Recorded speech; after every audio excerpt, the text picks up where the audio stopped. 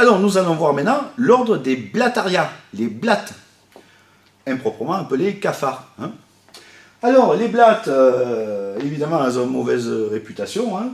Ici vous avez un petit assortiment mondial.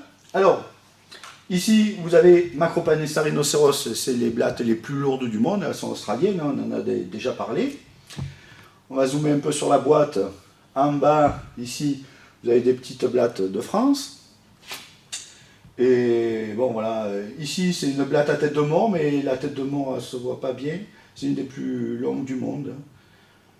Voilà pour les blattes. Alors, certaines blattes, comme Macropanessa rhinoceros, expulsent de l'air à travers leur pharynx et peuvent crier hein, pour effrayer leur prédateur. Et en général, ça marche parce que le prédateur, il ne s'attend pas à ça. Voilà pour les blattes. Alors maintenant, on va juste changer de boîte et on va voir différents ordres, dont un que j'aime bien. Alors, est-ce que ça va? Ici, c'est les mécoptères. Alors, les mécoptères, c'est la mouche scorpion ou la panorpe. Alors, le mâle et la femelle. Alors, si on zoome, on va voir que le mâle, au bout de l'abdomen, il a comme un aiguillon de scorpion. Mais en fait, ça ne sert pas à nous piquer, ça sert juste à la reproduction. Le mâle, il est un peu particulier. Pour séduire les femelles, il va prendre de la nourriture, il va offrir à la première femelle. Jusqu'à là, il est sympa. Mais si entre-temps, il voit une femelle qui lui plaît encore plus, eh bien, il va reprendre la nourriture pour la donner à la deuxième. Hein, ça, c'est quand même pas gentil. Voilà, ça s'appelle des goujats. Ici, un ordre incroyable, très primitif, c'est les hygentomas, les lépismes ou encore poissons d'argent. Alors, les poissons d'argent, bien que ce soit des insectes très primitifs, ils n'ont pas d'ailes, ils ont des écailles. Ils grandissent toute leur vie, et ce qui est exceptionnel, ils peuvent vivre jusqu'à 7 ans. Les insectes en général vivent quelques semaines, quelques mois, quelques jours, voire quelques années. Certaines reines fourmis peuvent vivre 8 ans, mais 7 ans, pour des insectes primitifs, c'est énorme.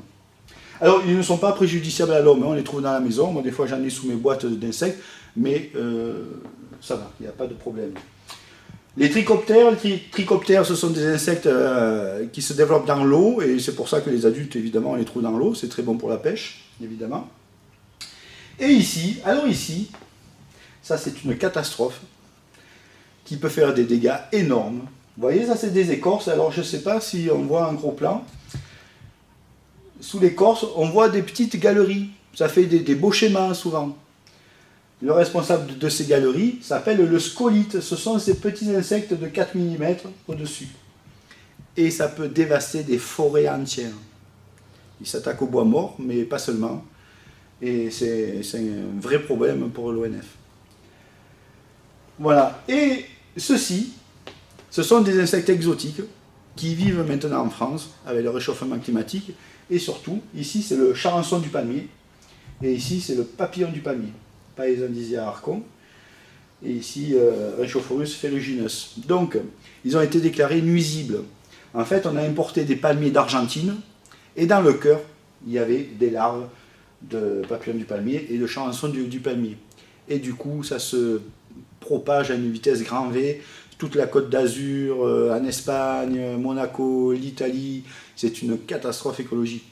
Alors, nuisible, hein, quand on en voit un, on est obligé de le tuer. Hein, c'est très important parce que sinon ça ravage tous les palmiers. Il faut des années pour faire un palmier, donc c'est vraiment dommage.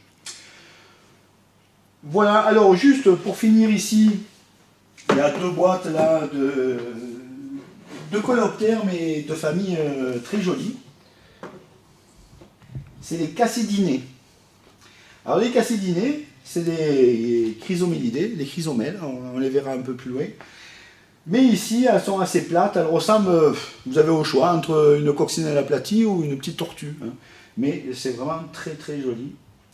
Alors il y en a que j'ai ramené d'Afrique, là, on les trouve sous les écorces souvent, enfin en tout cas ceux-là, et elles étaient couleur or pépite, d'or brillant.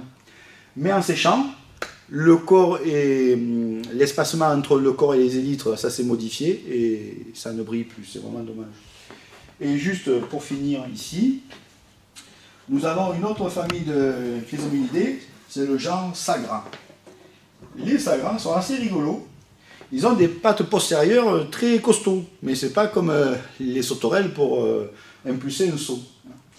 Mais voilà, alors Sagra bucketi là qui est extraordinaire, et puis cela, c'est la même espèce, mais il y a des variations de couleurs. Voilà, nous allons passer à un autre ordre.